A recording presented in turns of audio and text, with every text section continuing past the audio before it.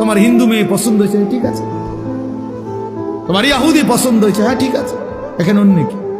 তোমার যেটা ভাল লাগে এটা, তোমার যেটা মন চায় এটা, তোমার পছন্দই তোমার জীবন।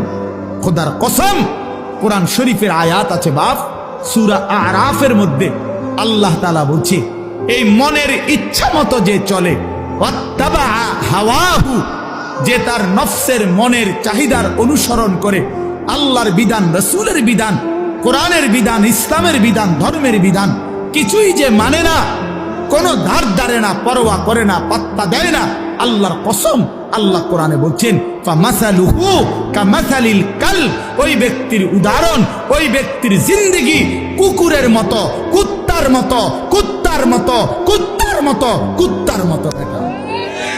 ওই জিন্দেগি কুত্তার জিন্দেগি, ওই জিন্দেগি কুত্তার জিন্দেগি। আমি বললাম কোরআনের আয়াত এটা।